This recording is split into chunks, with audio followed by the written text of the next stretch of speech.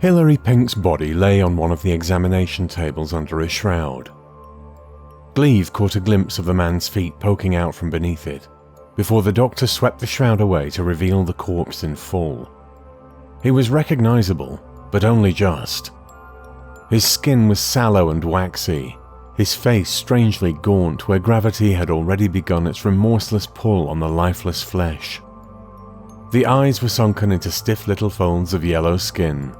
His raven-black hair looked brittle and stark against the white scalp. The doctor proceeded to examine Pink's face very closely, his nose almost touching that of the corpse.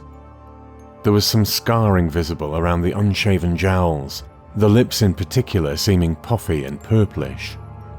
"Wasp stings, presumably," commented Professor Jacobs, virtually relegated to peering over the doctor's shoulder. "Yes. Notice how they're concentrated around the mouth and nose. What does that tell you?" "Well, based on the wasps I found in the other dead man's mouth, I'd say they were trying to get inside." "Exactly," muttered the doctor. "Question is, how far did they get?" He tucked his fingers into Pink's mouth and slowly prised the jaw open. Gleave felt his guts tightening. He found the doctor's clinical detachment rather disconcerting. He couldn't detect even a shred of sympathy. He watched, faintly nauseated, as Hilary Pink's teeth became visible, the gums whitish blue, the tongue black and swollen. "Yes," murmured the doctor, peering into the orifice. "Plenty of wasps still in here, all dead by the look of them, probably crushed during the death throes. Stethoscope, would you be so kind?" The doctor hooked it into his ears and held the instrument against Hilary Pink's chest.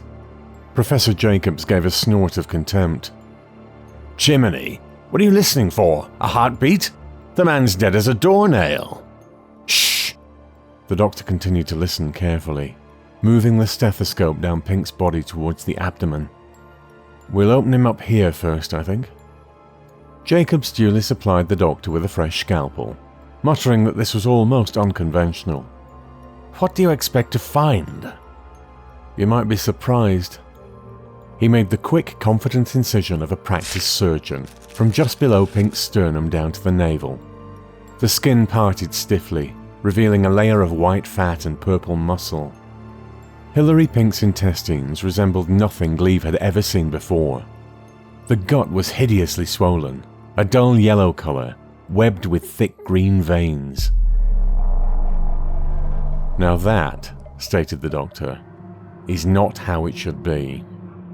"Completely abnormal," agreed Jacobs. "Some kind of freak, perhaps?" No. At least, not until this morning. What we have here is evidence of incredibly rapid cellular redesign." "I beg your pardon?" "The tissue has been deconstructed, cell by cell, and then rebuilt to a different pattern." "Rubbish." "Professor, the proof is here, right before your eyes." "But what could do that?"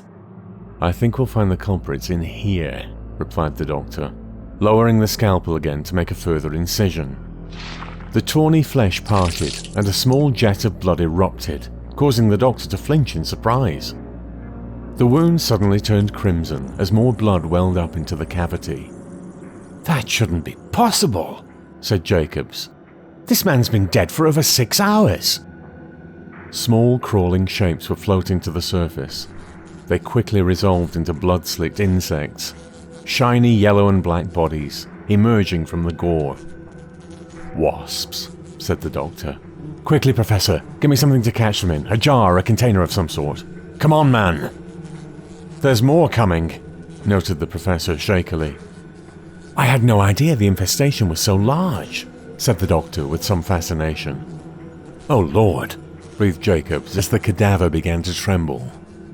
More wasps were boiling up out of the wound. Hilary Pink's body was shaking uncontrollably now, legs and arms moving with stiff, urgent jerks, as though it was about to leap off the table. "Don't worry," said the doctor. "It's just a reflex reaction.